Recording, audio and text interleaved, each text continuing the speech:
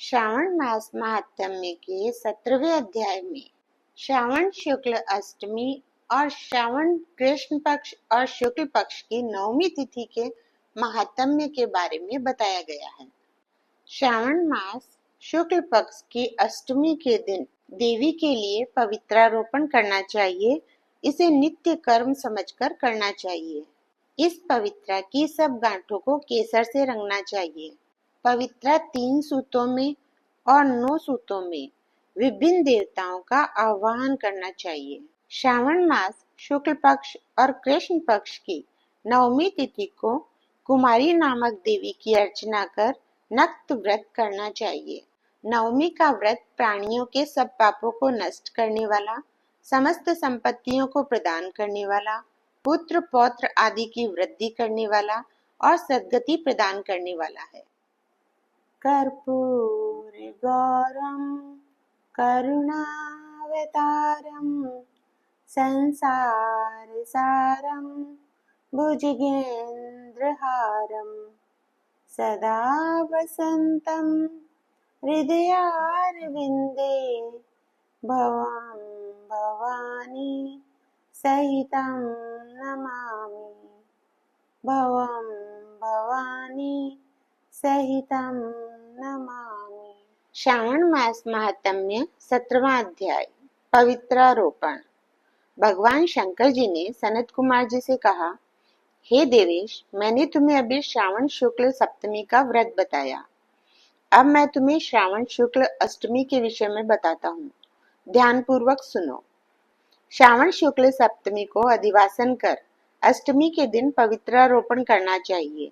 जो मनुष्य पवित्रा बनवाता है उसका फल कहता हूँ। पवित्रा बनवाने वाला यज्ञ, व्रत, दान तथा सब तीर्थाभिषेचन का फल प्राप्त कर लेता है, क्योंकि सर्वगता शिवा सब में निवास करती है। अतः उसे न आदि व्याधि दुख पीड़ा होती है और न शत्रु का भय रहता है। उसे कोई ग्रह भी पीड़ा नहीं पहुंचा सकता। उसके समस्त कार्य अपने आप सिद्ध हो जाते हैं। राजाओं के पुण्य की वृद्धि करने वाला इससे बढ़कर दूसरा कोई साधन नहीं है। श्रावण शुक्ल सप्तमी के दिन अधिवासन करके देवी के लिए उत्तम पुष्प, फल, गंध, सब प्रकार की पूजन सामग्री लेकर अनेक प्रकार के नैवेद्य, वस्त्र, आभूषण आदि एकत्र करें। फिर पवित्रा निर्माण करके पंचगव्य प्राशन करना चाहिए। फिर चरु द्वारा दिग्बली और अधिवासन कर सुंदर वस्त्रों से पवित्रा का आच्छादन करना चाहिए। 100 बार देवी के मूल मंत्र से अभिमंत्रित करके पवित्रा को देवी के सामने स्थापित करना चाहिए। देवी का सुंदर मंडप का निर्माण कर रात्रि जागरण करना चाहिए। अगले दिन प्रातः काल स्नान करके दिशाओं में बलि देनी चाहिए। विधिवत देवी की पूजा करने के बाद स्त्रियों तथा ब्राह्मणों को भोजन कराना चाहिए तथा दक्षिणा देनी चाहिए। राजा को दृढ़ता के साथ नियमों का पालन कर उसे स्त्री, जुआ, शिकार और मांस का त्याग करना चाहिए। ब्राह्मणों और आचार्यों को स्वाध्याय का, वैश्यों को व्यापार और खेती का कार्य बंद करके कम से कम आधा दिन देवी के ध्यान में अपने मन को लगाना चाहिए। हो सके तो 5 या 7 दिन देवी का ध्यान करना चाहिए। जो ज्ञानी सविधि पवित्रारोपण नहीं करता उसका पूरे वर्ष का अर्चन निष्फल हो जाता है। अतः मनुष्यों को भक्ति पूर्वक देवी परायण होकर प्रतिवर्ष पवित्रारोपण करना चाहिए। कर्क अथवा सिंह का सूर्य हो जाने पर श्रावण शुक्ल अष्टमी के दिन देवी के लिए पवित्रारोपण करना चाहिए। इसे नित्य कर्म समझकर करना चाहिए। सनत कुमार ने कहा, हे देवादिदेव महादेव, आपने जो पवित्रारोपण बताया है उसके निर्माण की विधि ठीक तरह से मुझे समझाइए। भगवान महादेव जी बोले, हे सनत कुमार, रेशमी वस्त्र कुश या कांस से निर्मित या ब्राह्मणी द्वारा रुई से बना सूत होना चाहिए।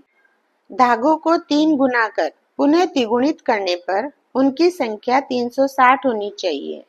360 सूतों को उत्तम, 270 को मध्यम और 180 सूतों को निकृष्ट कहा है। 100 ग्रंथि का उत्तम, 50 ग्रंथि का मध्यम, तथा 16 ग्रंथि का पवित्रा कनिष्ठ होता है। 6 और 3, 4 और 2, 12 और 24, 12 और 8 ग्रंथि का कनिष्ठ पवित्रा होता है। देवी प्रतिमा की नाभि तक सीमित पवित्रा कनिष्ठ, जांघ तक मध्यम, जानू तक की पवित्रा उत्तम मानी जाती है।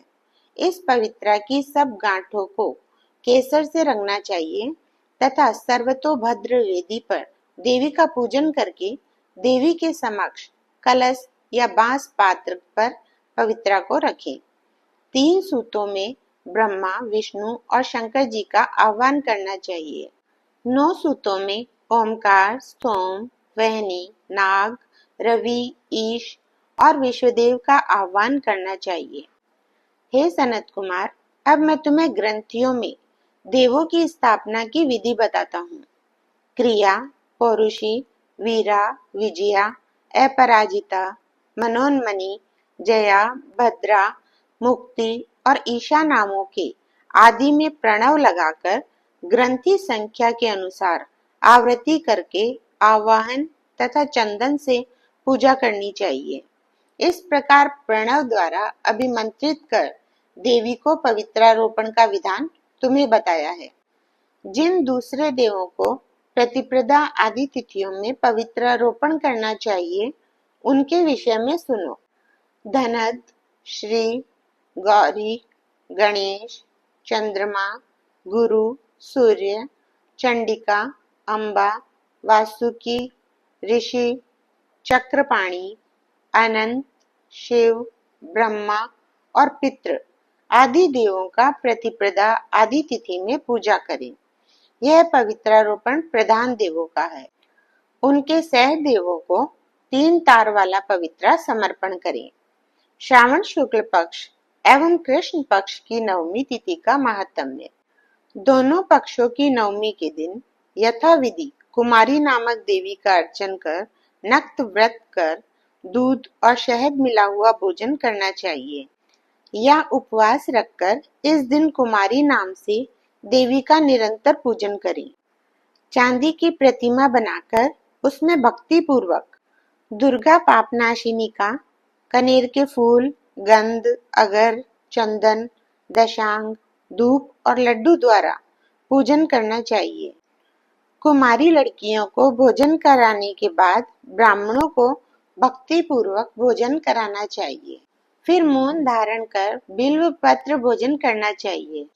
नवमी का व्रत प्राणियों के सब पापों को नष्ट करने वाला, समस्त संपत्तियों को प्रदान करने वाला, पुत्र पौत्र आदि की वृद्धि करने वाला और सद्गति प्रदान करने वाला है। श्री शिवाय नमस्तुभ्यम।